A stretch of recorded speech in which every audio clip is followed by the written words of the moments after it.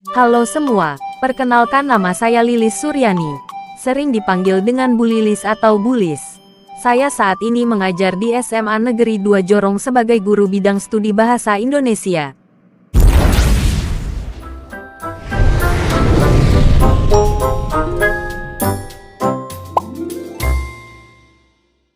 Hari ini kita akan membahas mengenai teks laporan hasil observasi.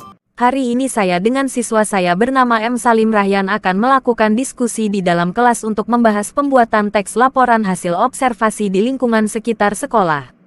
Halo Ibu, izinkan Salim bertanya. Bagaimana teks laporan hasil observasi yang baik itu?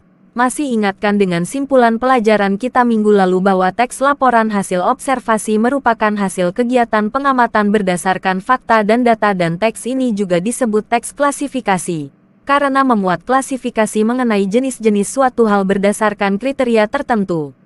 Saya baru ingat Bu, dari pengamatan tersebut maka kita dapat menentukan mana definisi umum atau pernyataan umum, deskripsi bagian, serta deskripsi manfaat dari objek yang akan kita observasi atau teliti.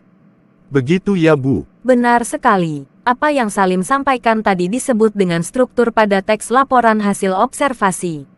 Nah, hari ini kita akan membuat teks laporan hasil observasi di lingkungan sekitar, yakni di area lingkungan sekolah. Sebelum itu, dapatkah Salim menyebutkan langkah pembuatan teks yang sudah didiskusikan tadi? Bisa Bu, dari hasil diskusi bersama rekan sejawat saya adalah dengan langkah awal menentukan tema kegiatan observasi. Setelah itu menentukan pula apa tujuan yang akan kita observasi. Kemudian kita melakukan proses observasi tersebut lalu menyusun kriteria aspek yang harus dilaporkan. Jangan lupa kita perlu membatasi aspek yang harus dilaporkan. Mulai mendeskripsikan unsur-unsur yang dijelaskan sesuai aspeknya.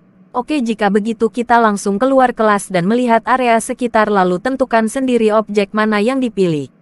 Silahkan amati apa yang ada di sekitar kalian.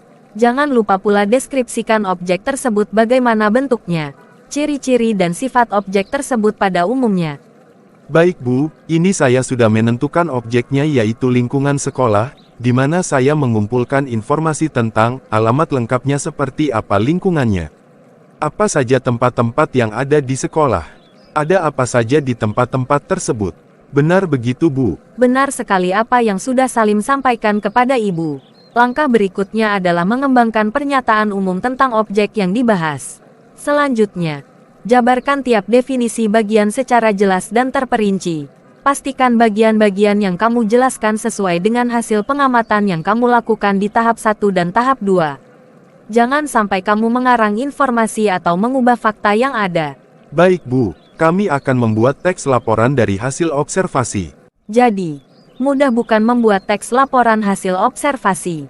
Paling utama pembuatan teks ini adalah membuat judul laporan yang menarik sesuai dengan pengamatan yang telah dilakukan. Judul yang harus dibuat dengan singkat, padat, dan jelas, sesuai dengan penggunaan bahasa Indonesia yang baik dan benar. Membuat kerangka teks, yakni berupa gagasan utama dari hasil pengamatan.